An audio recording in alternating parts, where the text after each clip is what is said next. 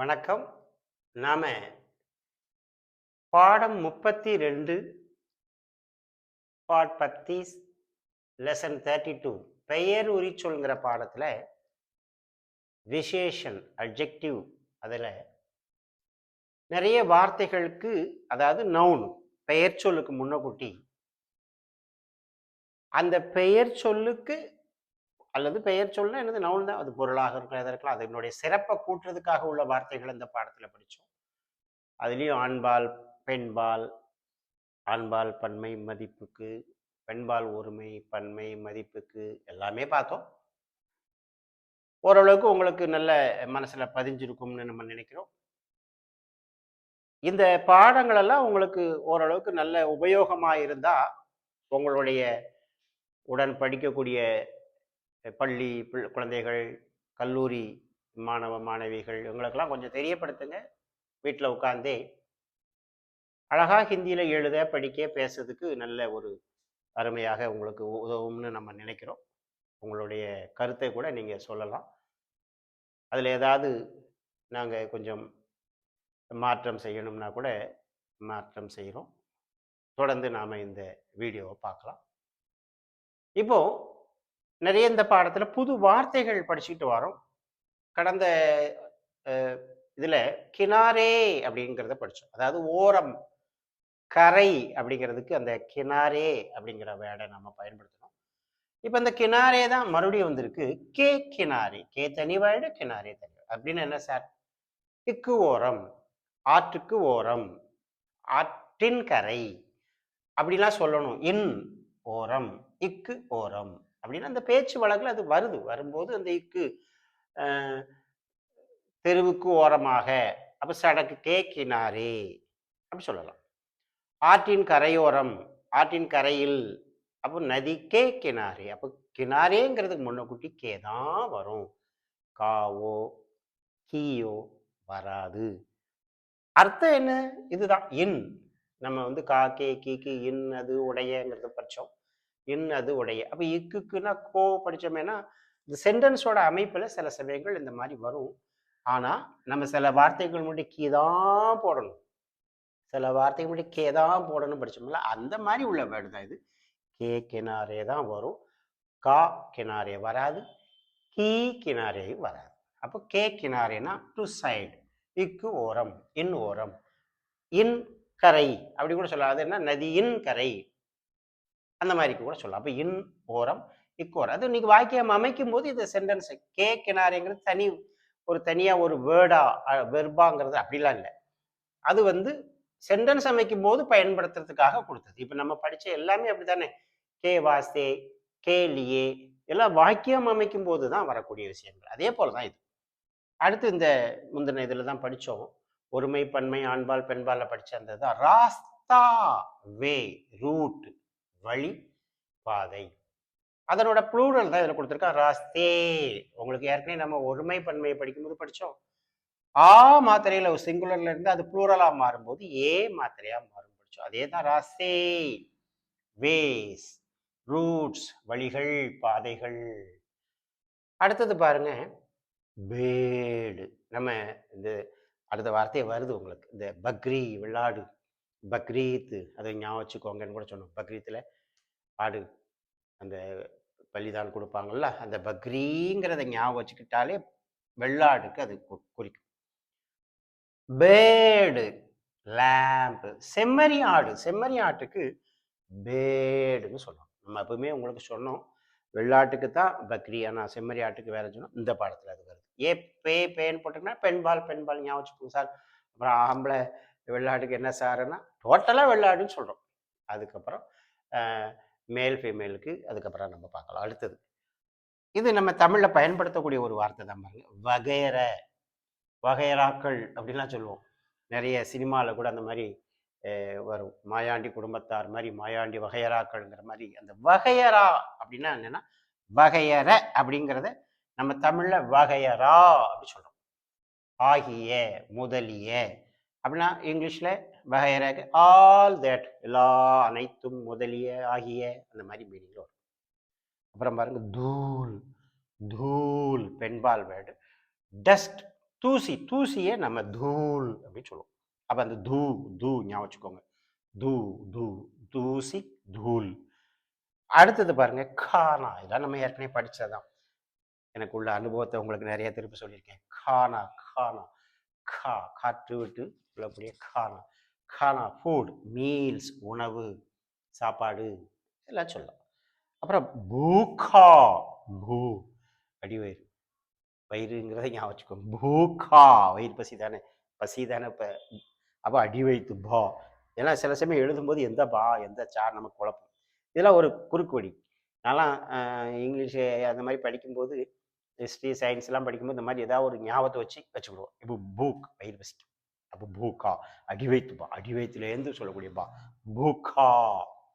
With hungry பசியோடு, பசியான பசியுள்ள அந்த இதுக்கு பூக்கா. அப்போ வெறும் பூக் பசி, வெறும் பூக் பசி. புகா அப்படின்னா பசியான பசியோடு பசியுள்ள வித் ஹங்க்ரி அப்படின்னு. அடுத்தது பாருங்க பியாசா. இப் அரை எழுத்து யாசா பியாசா வித் தர்ஸ்டி தாகத்தோடு தாகமுடன் தாகமுள்ள அந்த மாதிரி மணி. அதாவது தனிதாமா இருக்காங்க, ஏதாவது ஒரு கொஞ்சம் தண்ணி குடிச்சா நல்லா இருக்குமே, தனிதாமா இருக்கேன்னு சொல்லும்போது பியாசாங்கிற வேர்டை நம்ம யூஸ் பண்ணலாம். அடுத்தது பாருங்க நங்கா ந இங்கா. பின்னால கா வருதுன்னா அந்த சவுண்ட் இங்கா மாறுது. ந இன்னு காதான், அந்த இன்னு கூட கா சேரும்போது தொண்டை சவுண்டு கா சேரும்போது நங்கா அந்த இங்கு சத்தம் கேட்கும். நங்கா இது எப்படி சார் சொல்லணும்னா நங்கா இன்னு இங்கு சேர்த்து சொல்லி பாருங்க, அது இங்கு சார் சத்தம் கேட்கும். அப்ப நங்கா வித்தவுட் ஒன்றும் அடியாத. இப்போ காலில் செப்பல் போடல சார், அப்போ நங்கா பேர் காலில் ஒன்றுமே படாத, அதுக்கும் பேர் ஆடை அணியாத நம்ம சொல்கிறோம் நங்கா. அந்த மாதிரி வார்த்தையை பயன்படுத்தலாம். தொடர்ந்து இன்னும் வார்த்தைகள் இருக்கு. அந்த தொடர் வார்த்தைகளை நாம இந்த பாடத்தில் தொடர்ந்து படிச்சுக்கிட்டே இருப்போம். பாபு பா முனிநாக் பாபு. அப்பா ஃபாதர், அப்போ பிதா பிதாவும் சொல்லலாம், அப்பா சொல்லலாம். அப்போ பாப் உங்க அப்பா அப்படிங்கிற மாதிரி சொல்லும்போது தெரே பாப் உங்களுடைய அப்பா. பிதாவும் சொல்லலாம், பிதாஜி சொல்லலாம், எல்லாம் சொல்லலாம். இங்கே இந்த பாப் தெரே பாபு அப்படின்னு சொல்லலாம். ஓகே. தர தர கா தரஹ் தரஹ் அப்படி சொல்லக்கூடாது.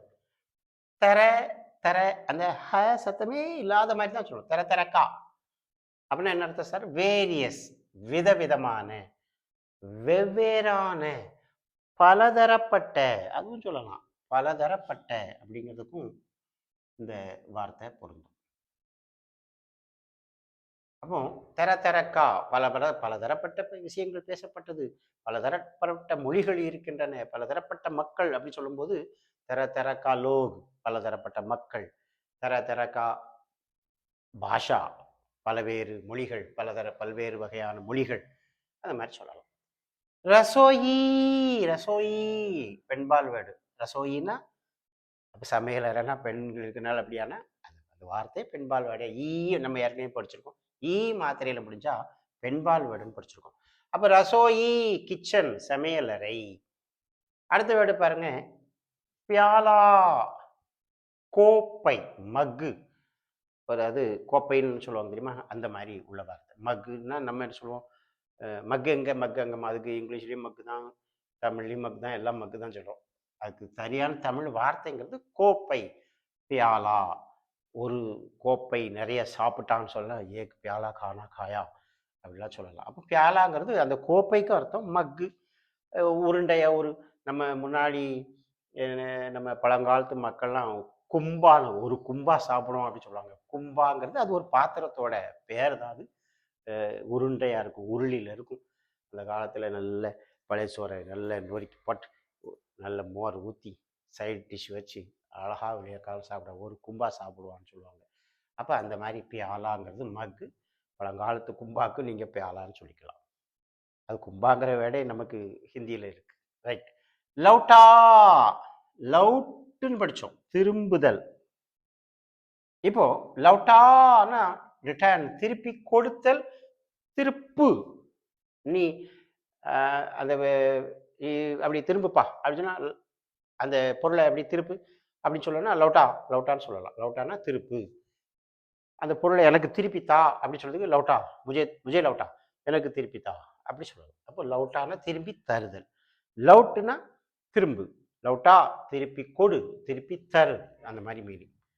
அடுத்தது பாருங்க, நம்ம ஏற்கனவே படிச்ச உஸ்கா, உஸ்கே, உஸ்கி. என்ன சார் படிச்செல்லாம் வருதுன்னு அப்பப்போ ஒரு நினைவுல வருது. இந்த பாடங்கள் அது தேவைப்படும். அதனால அது வந்துட்டு இருக்கு. அப்போ உஸ்கா, உஸ்கே, உஸ்கி. இந்த உஸ்கா, உஸ்கே, உஸ்கி எப்படி வந்தது? வே பிளஸ் கா. அவனின், அவனது, அவனுடைய. ஆண்பாலுக்கு ஆண்பால் ஒருமைக்கு, ஆண்பால் பன்மை மதிப்புக்கு. பெண்பால் ஒருமை, பெண்பால் மதிப்பு, பெண்பால் பன்மை, உஸ்கி. ஹிஸ், ஹெர், அதன், அதன் பெயர். உஸ்கா நாம் அப்படின்னு என்னது? அக்ரிணை. இப்போ ஆடு, மாடு, கோழி, அதுக்கெல்லாம் உங்க நாய்க்கு என்ன பேர் வச்சிருக்கேன்னு உஸ்கா நாம் கே, அது பேர் என்ன இப்படி கேட்கலாம். மனுஷனை கூட நம்ம சொல்லணும்னா அவன் பேரு அப்படின்னு நம்ம ஒரு மதிப்பு குறைவா, அந்த மதிப்பு குறைவாங்கிறதுக்கு இந்த உஸ்கா, உஸ்கே, உஸ்கே சொல்லலாம். அப்போ வே பிளஸ் கா சேர்ந்தா வே பிளஸ் கே சேர்ந்தா வே பிளஸ் கி சேர்ந்தா உஸ்கா, உஸ்கே, உஸ்கி. வேன் என்னது? அவன், அவள், அது. காக்கேக்கு இன்னது உடைய, அதுதான் அங்க சேர்ந்திருக்கு. அவனது, அதனது, அவளது, அவளனது. ஆண்பால் மூலியம் பட்டிருக்கு. இந்த அக்ரிணை ஆண்பால், பெண்பால். அப்போ அவனது, அவனின், அவனுடைய, அவளது, அவளின், அவளுடைய, அதன், அதனது, அதனுடைய. இப்போ எல்லாத்துக்குமே இந்த உஸ்கா, உஸ்கே பண்ணி வாக்கியம் அமைக்கும் போது அதை யூஸ் பண்ணிக்கலாம். அப்புறம் பாருங்க, நம்ம சாஃப் சுத்ரா, த்ரா த்ரா காத்து வழி காத்து சொல்லக்கூடிய சாஃப் சுத்ரா.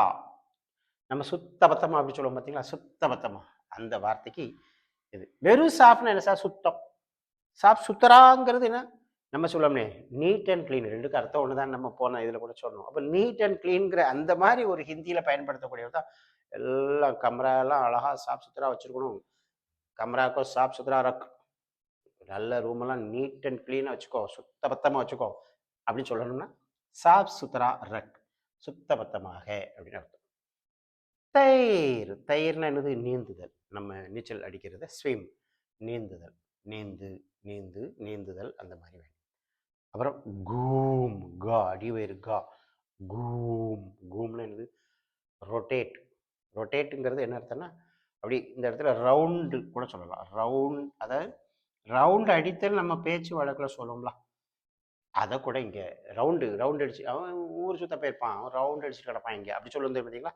அந்த வார்த்தை தான் அந்த கூம். கூ இம் கூம். Round, rotate. ரொட்டேட் என்ன சார்னா அப்படியே ஊரை சுற்றிட்டு இருப்பான், ரொட்டேஷன் அப்படியே சுற்றி சுற்றி வர்றதுங்கிறது அந்த மீனிங் தான் அர்த்தம். சுற்றுதல், சுற்று, சுற்றி திரி, சுற்றி திரிதல், அந்த மாதிரி மீனிங். அப்புறம் பாருங்க உடு, உடு, உடு. இது ஏற்கனவே படித்த மாதிரி ஞாபகம் இருக்குது. உடுன்னா என்னது? ஃப்ளை, பறந்து போதல்ங்கிற அந்த செயலுக்கு பேர் உடு. உடு, ஃப்ளை. ரைட். நாம் இன்னும் சில வார்த்தைகள் இந்த பாடத்தில் படிப்போம். தொடர்ந்து இந்த வார்த்தைகள் நிறைய படிங்க. நிறைய ஹிந்திகள் படிக்க படிக்க படிக்க உங்களுக்கு ஹிந்தியில் பேசுறதுக்கு எழுதுக்கு நல்லா பயன்படும். தொடர்ந்து நம்ம வீடியோவை பாருங்கள். உங்கள் சொந்த பந்தங்கள், மாணவ செல்வங்களுக்கு நிறைய கொடுங்க. ஏன்னா அவங்க பிற்கால வாழ்க்கை பேசுறதுக்கு, எழுதுறதுக்கு, படிக்கிறதுக்கு ஒரு மொழி தெரிஞ்சால் இன்னொரு மனிதனுக்கு சமம். நீங்கள் 2 மொழி தெரியுமா? 2 மனிதனுக்கு சமம். 3 மொழியா? 3 மனிதனுக்கு சமம். நிறைய மொழிகளை தெரிஞ்சுக்கிடலாம். ஔவை பாட்டி சொன்ன மாதிரி களவும் கற்று மரன் இருக்காங்க. அதை கூட தெரிஞ்சு வச்சுக்கோ. ஏன்னா ஒன்னையும் ஒருத்தன் ஏமாத்தினானா இப்படி தான் செஞ்சிருப்பான்னு கூட போலீஸுக்கெல்லாம் கிரிமினலாகி நிறைய சொல்லியே கொடுப்பாங்கன்னு சொல்லுவாங்க. அந்த டியூட்டிக்கு அது அவசியமாங்க. அதனால் எதையும் படிக்கிறது தப்பே கிடையாது. அடுத்த நம்ம தொடர்ந்து சந்திப்போம்.